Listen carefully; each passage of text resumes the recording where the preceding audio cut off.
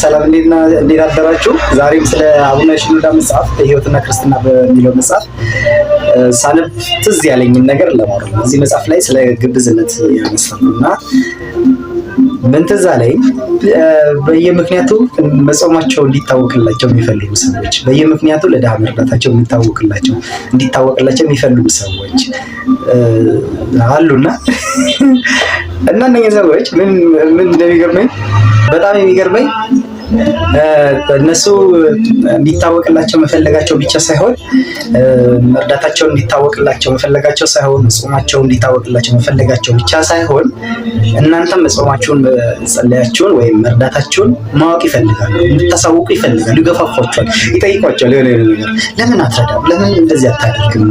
ለምን አትጸልይም? አንተ እኮ አትጸልይም፣ አንተ እኮ ቤተክርስቲያን አትሄድም ሪሊ እና በየምክንያቱ ምክንያት እየፈለግን መጾማችንን መርዳታችንን ባናሳውቅ መልካም ነው።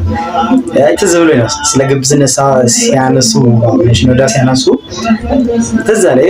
የሆነ መጽሐፍ የሚኮረኩራችሁ ነገር አለ አይደል? የሆነ መጽሐፍ ስታነቡ ስለራሳችሁ ነገር ይኮረኩራችኋል። እኔ ጋር እኮ እዚች ጋር ክፍተት አለችብኝ ትላላችሁ።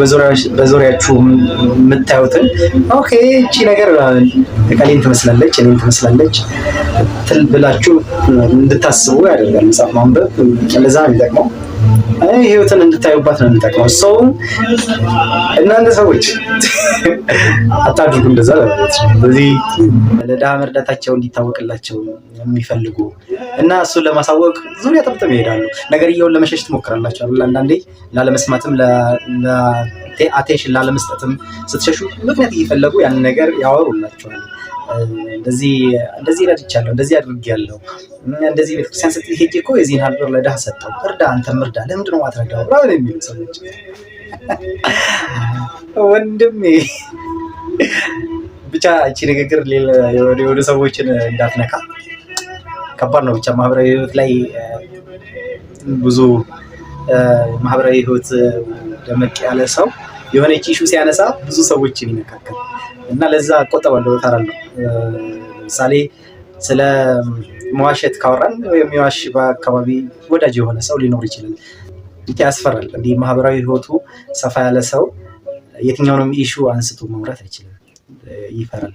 እቺን ኢሹ ባነሳ ከሌላ ሊያስቀይም ይችላል። እቺኛዋን ኢሹ ባነሳ ከሌ እሱ ይመስለው ይሆን ያነሳው ስለሱ ይመስለው ይሆን እንላለን እና ያስፈራል። በተለይ ብዙ ማህበራዊ ህይወቱ ዳጎስ ያለ ሰው